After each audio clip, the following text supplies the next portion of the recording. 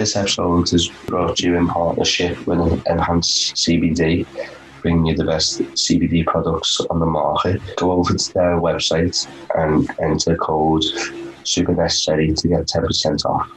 It's also brought to you by Fortis Fightwear, bringing you premium boxing equipment and apparel. Head over to their website and enter code SUPERNECESSARY10 for 10% off at checkout. Hello and welcome back to Super Necessary. Today we're joined by a returning guest to the show, the Scouse Strangler, Nathan Fletcher. How are we, boys? You okay? Yeah, we're good, mate. How are you? Nice one for having me back on. Not a problem. Thanks for joining us. I know you must be busy with the upcoming fight, getting prepared for that. Yeah. So yeah, we'll jump right into it. Speaking of that, how's the training going for that? Yeah, it's going very well. I'm right in the thick of fight camp at the minute, so a lot of sessions going on. Training's been ramped up, but I'm enjoying it. I'm in a very good place physically, mentally. I feel like everything's coming together. I feel like I've improved since my last fight. I just feel like everything's on track to work out well for me to go and get another big win at the end of June. Do you think it makes fight camp easier having this lovely weather? 100%. The last fight camp was literally, it was so cold. I remember every day getting up like January and February. It was freezing. Get up in the morning, like body's aching from obviously all the sessions. And then you get in the gym, you've got all your layers on, trying to warm up. It was horrible. Whereas now, I'm turning up at the gym in my shorts and flip flops. I've already got a little sweat going off walking up the hill towards the gym. So it's nice. It's just a lot easier and a lot easier on the body as well. Like your joints and everything. It's a lot easier having it this warm. Yeah. I think when it's this warm, you got a bit of a spring in your step already, haven't you? Like you want to get out of bed. Yeah, it's too hot in bed. So yeah, 100%. Yeah, that's the bad thing is trying to get sleep at night. You're tossing and turning because it's so hot. But yeah. I'll take this any day over cold weather. So yeah. So there's a lot of good things obviously going on in next gen. Obviously, Paddy's being signed with UFC. Matt's getting a title shot. How good is the atmosphere in the gym right now? Boss, the energy is very good in the gym. Sound like White Goodman there off Dodgeball.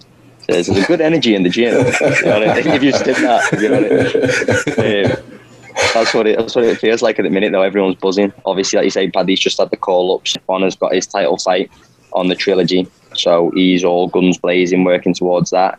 And then there's loads of other big fights. Obviously, I'm fighting Brian Bouland, which is a massive fight for me. I'd imagine this would be like a number one contenders fight. So be fighting for the title after this one. And then a load of other teammates are on the card. Adam Cullen's fighting against Josh Plant. So that's a very big fight for him. Liam Gittins is back out. So yeah, the whole team's training hard and everyone's just buzzing at the minute. You've also got Connor fighting as well, haven't you? Wilson, is that right? Yeah, Connor Wilson, I forgot. Yeah, he's making his Cage Warriors debut. So Connor's phenomenal. And I think now everyone's going to see the level we all know he's at. Do you know what I mean? I train with Connor every day. He's one of my main training partners. And he's like European, like UFC level even already. Do you know what I mean? So for him to come on to Cage Warriors now, he's only 1-0. But he's going to shock a lot of people and he's going to make a big statement. And I can see him taking over that flyweight division. Yeah. Does he want to look out for going forward, does he?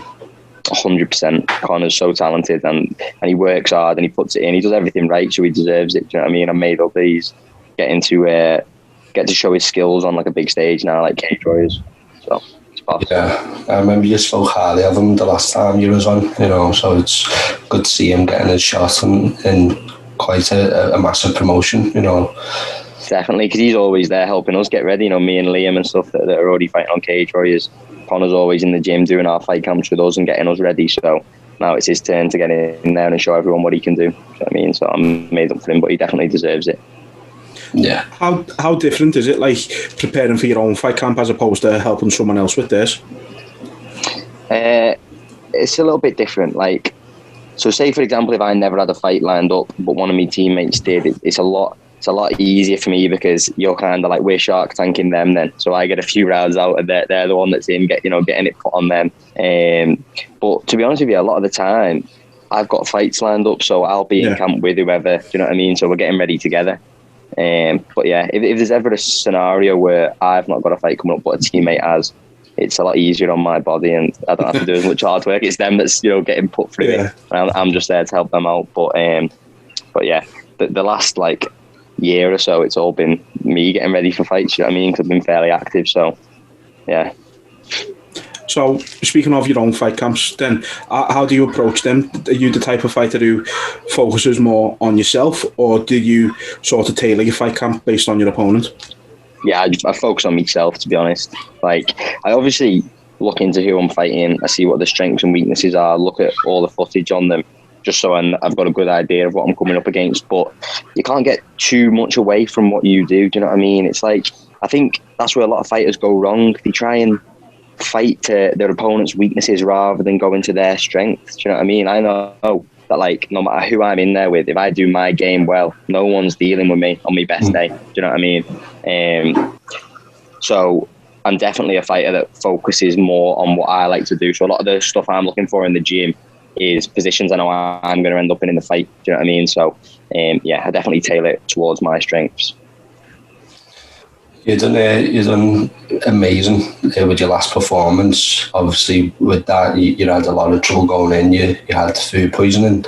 How was it dealing with that inside the cage? And do you feel it might have hindered your performance at all? It's hard to say, to be honest. I think it definitely had some impact on me. Obviously, I wasn't 100%. I'd eaten fairly well after the weight cut, and I'd refueled what I thought. Even saying that the night before, I didn't feel like, normally after a weight cut, you get a good bit of food in you rehydrate, and you feel like fueled, energetic, ready to go. Whereas obviously, I was an idiot and ate food that had gone off.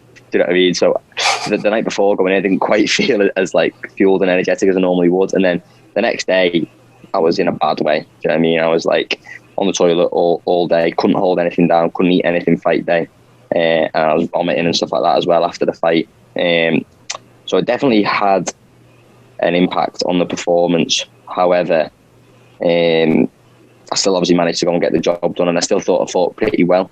And whilst I was in the fight, that wasn't even in my mind. Do you know what I mean? Like, I knew early on in the morning, I was like, right, okay, this is obviously a pretty big obstacle I'm going to have to overcome here. But that's what great fighters do. Do you know what I mean?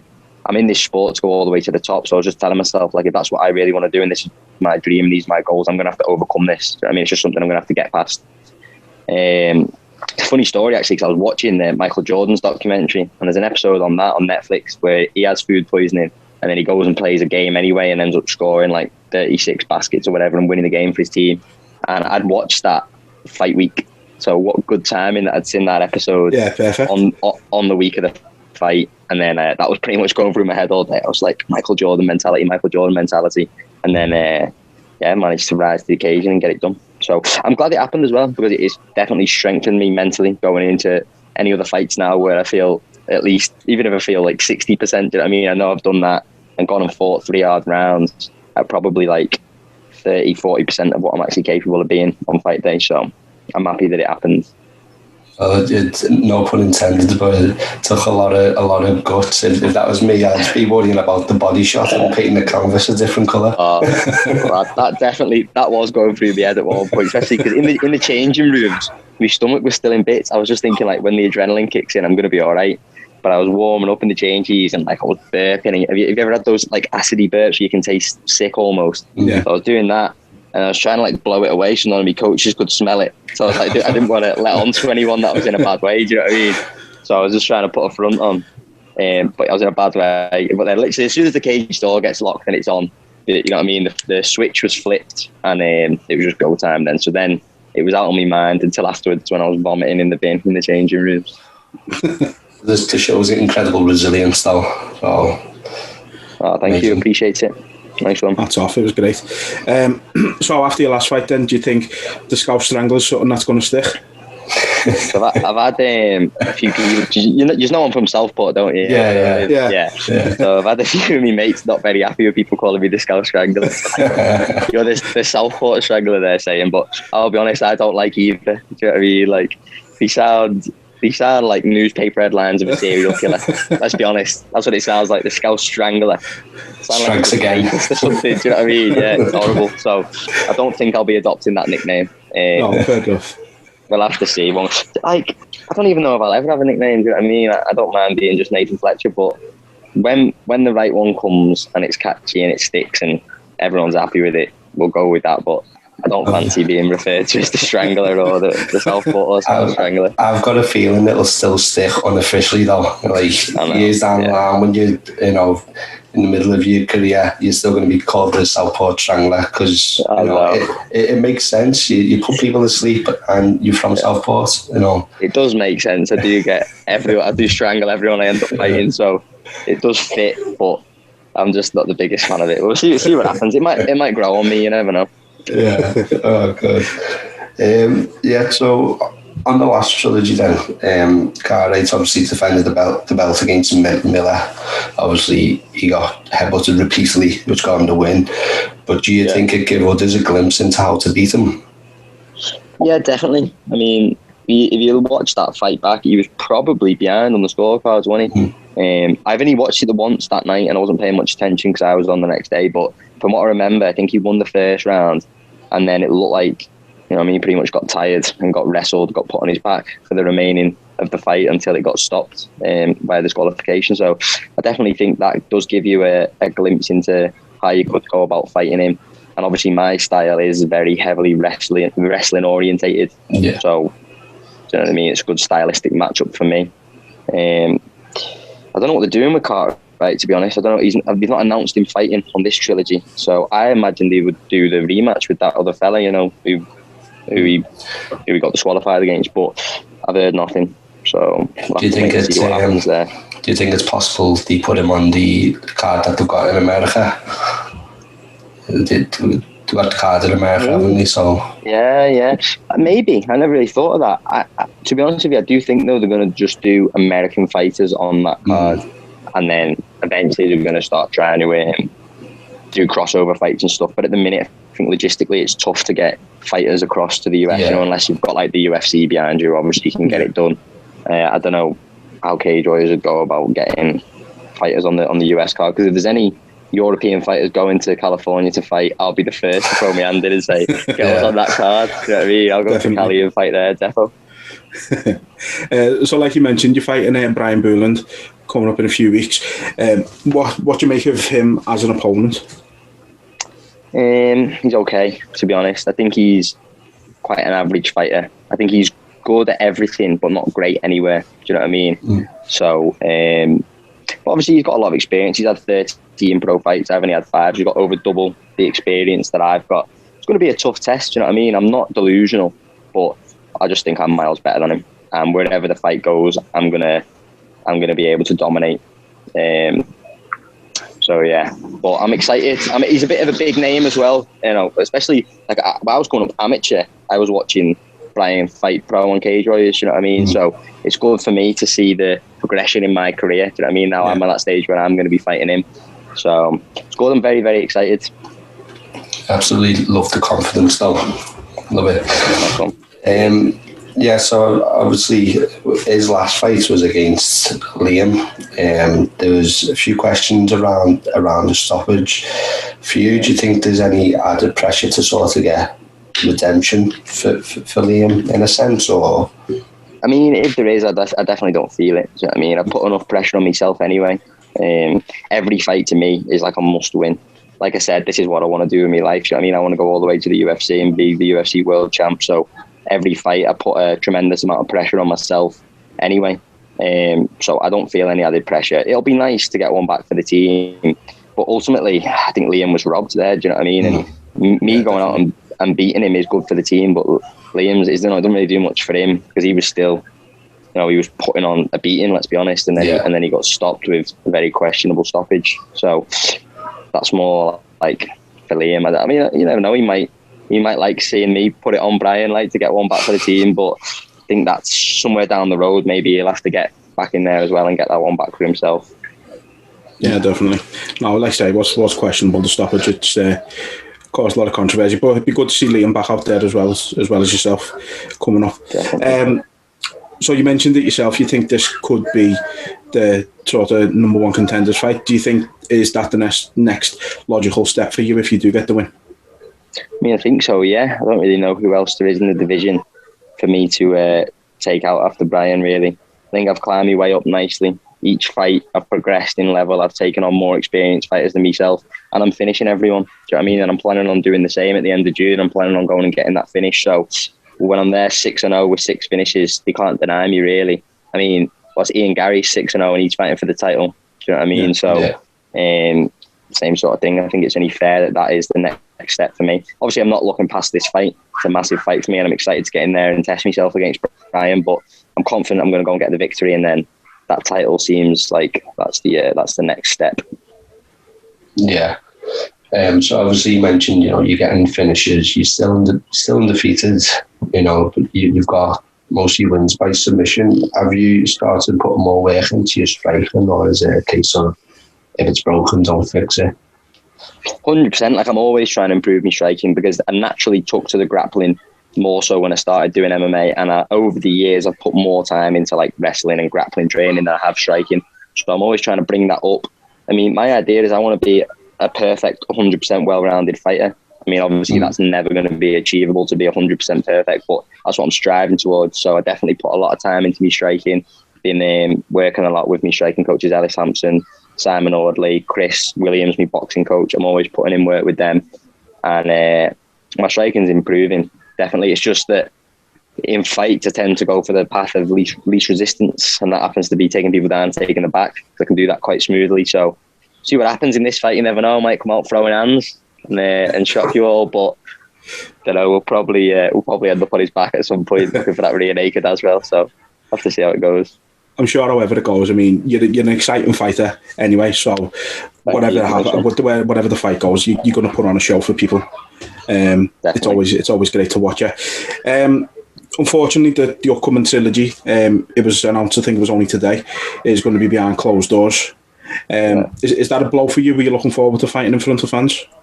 It is a bit of a blow, I'll be honest. Yeah, I had a lot of my mates wanting to come down for this one. They'd all planned it, and we're organising a coach. So I had literally a 50-seater coach going from Southport. I had my girlfriend and all my family had booked trains, and they were looking to get a hotel and stuff and stay over for the weekend. So it would have been nice to get everyone there and have all that support again and feel the energy from the crowd. And not to mention that, like, you make quite a lot of money off selling tickets. You know what I mean? If you can sell a few commission-wise, I can end up like nearly doubling me pay through ticket sales.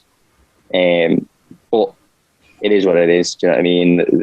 My last 2 fights have been behind closed doors. It actually makes no difference on the day when I'm getting in there. So it is what it is. I just hope that after this one we can go back to having crowds again, because it's definitely better afterwards to celebrate with everyone that's come to support you. Do you know what I mean? Do you think the decision to have it behind closed doors makes sense when you consider you've had like football coming back with fans recently? Like Liverpool's last game had 10,000 fans in. The games at Wembley last weekend had fans in. Do you think it makes sense to have no fans there when other events have been having fans? It's a tough one, to be honest. Like, I don't know what's gone on behind. Obviously Graham and the team will have been trying hard to get fans back. I think everybody wants a crowd. I don't see why they'd want to put it behind closed doors if they could have fans there. But the venue we're fighting in is very small. The York Hall, it's only got about 1,000 capacity anyway, so there's no room for tables and stuff. And what I think's happened is Cage Warriors were kind of banking on 21st of June, end the restrictions, therefore we could have a full capacity, everyone come in, do you know what I mean, and a usual fight show. But where they haven't had that confirmation yet from the government that that's going to happen, they haven't been able to put in place a backup of like, we can do tables of 6 and stuff like that. So I just think logistically it's been tough, but I can see why they've had to come to this decision. I mean, ideally, we could have got a bigger venue. Do you know what I mean? Obviously, I'm not behind it, or I don't know. Obviously, a lot of work goes into it, but it would have been nice if we could have secured like a bigger venue, so we could have even like socially distanced and had 50% capacity. Do you know what I mean? Yeah. But it is what it is. I don't mind going in and fighting in an empty venue again. I quite enjoy it, to be honest. Anyway, so yeah.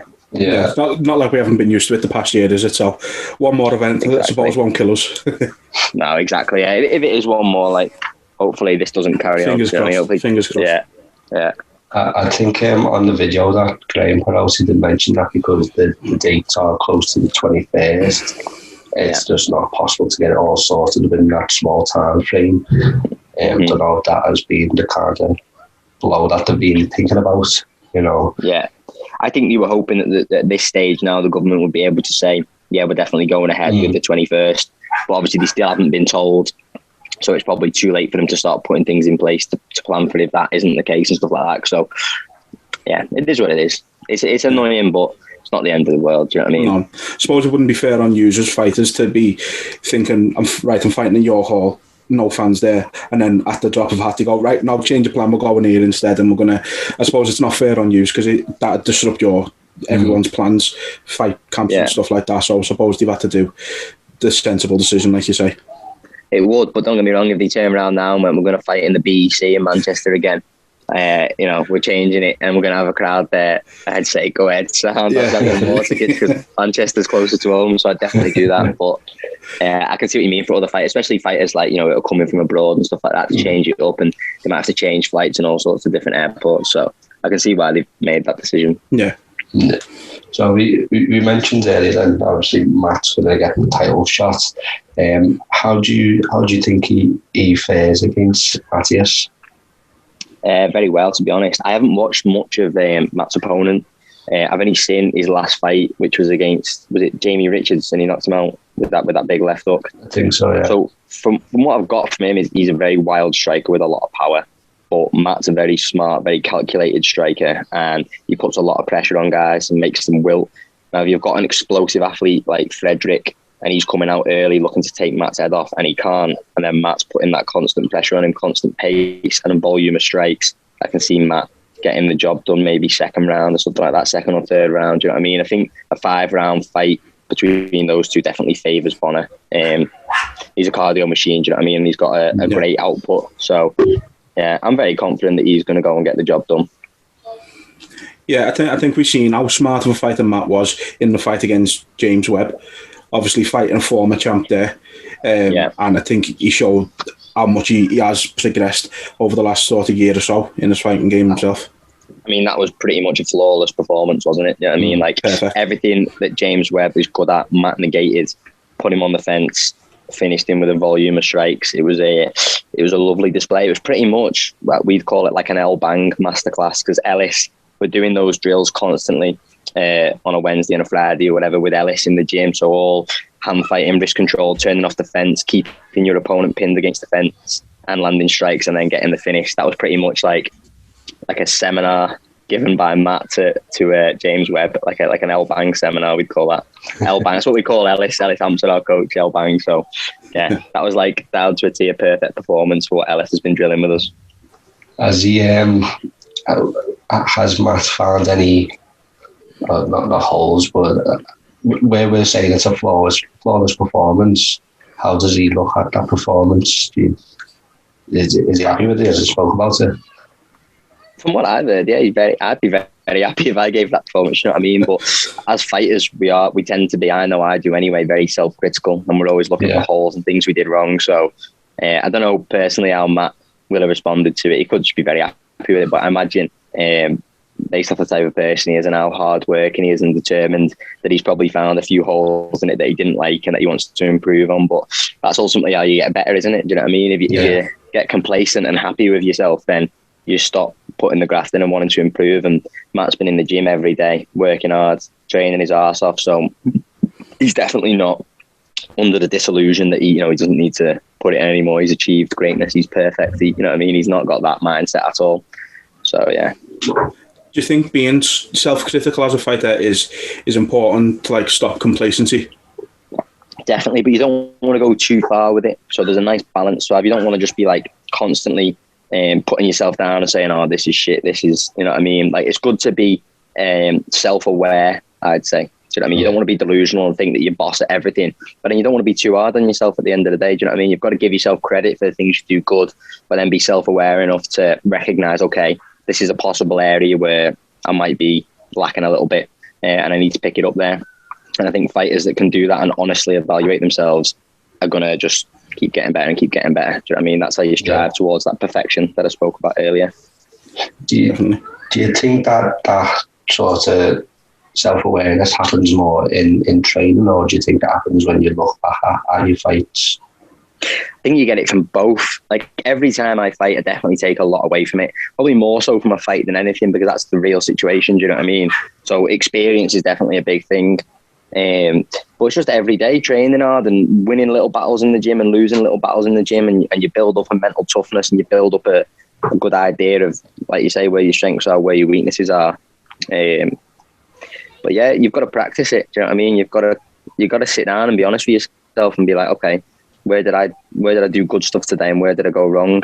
And it's tough sometimes. You don't want to like admit to yourself, okay, I was dropping my hand as I was exiting, or I was, I wasn't distributing my weight in the correct way in the clinch and stuff like that. So there's all minor details, but that's the thing with MMA. There's so much to learn and so much to constantly keep getting better at, that there's always an area you can pick to improve on. So you just got to make sure that you're doing that. Yeah. So just moving away from Cage Warriors and yourself slightly, you're a big fan of Michael Chandler. What did you make of his fight against Oliveira, and what do you think's next for Michael? Yeah, it was a good fight. Do you know what I mean? That Oliveira showed class, showed composure. I think Chandler did very well in the first round. There was a point where he turtled and gave his back to Oliveira, and I was like, oh, that was a mistake, that.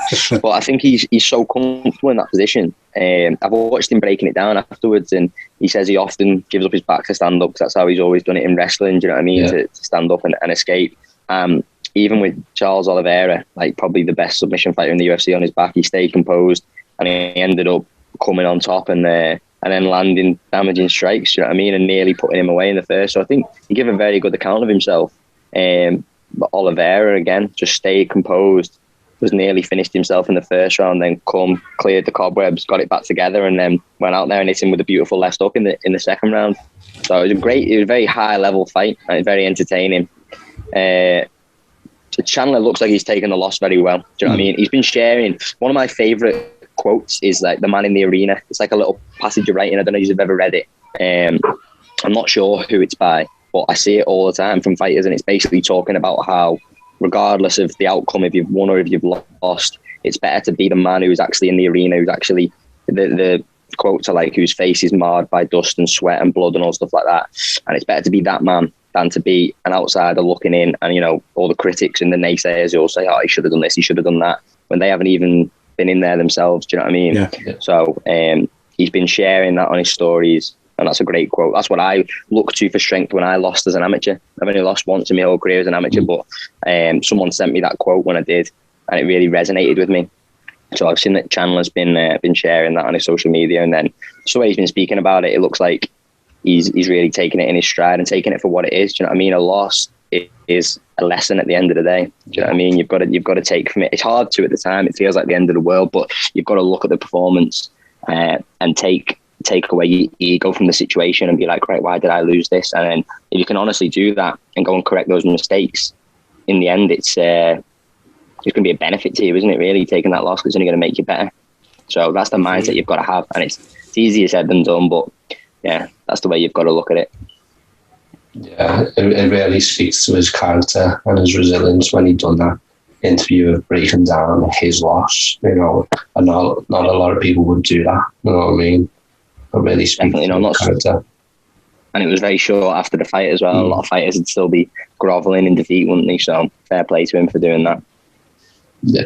And what do you think should come next for him then? Who do you think his next opponent should be?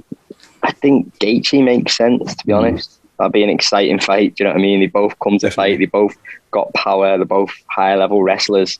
Both cardio machines. So I think that would be a very entertaining fight, and that makes sense because obviously you've got Conor fighting Poirier. I think the winner of that should fight Oliveira. Yeah. And then who else is in the division, really? Top 5. Ferguson's just been beat, so Dariush is there. If you can't make the fight with Gaethje, you could do Chandler Dariush, but it's not like a big fight, that really, is it? Just because Dariush isn't a massive name. I think Gaethje, Chandler makes sense. Yeah, they both got the loss from the title shot as well, hasn't it? So it's perfect right now. Yeah. Yeah, definitely, because Gaethje hasn't fought since Khabib, has he? No, he hasn't. There you go. He'll be itching to get back in, I'd imagine. Yeah, I'd imagine as well. Yeah, the type of fighter he is. He loves it, doesn't he? So, yeah.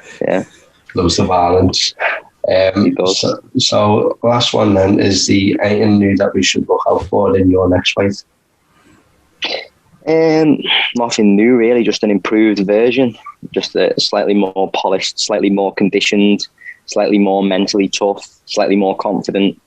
Just everything that I brought to the last fight I've improved on, and I'm growing every week as a fighter and as a man. I'm getting, you know what I mean, I'm still young, I'm 23, I'm getting older, I'm getting wiser, I'm getting more experience in the MMA game, and I just feel like it's all coming together for me. I'm carrying a lot of momentum, I'm finishing everyone, I'm hungry, I'm putting in the work, so it's going to be another exciting fight and another massive performance and another big win.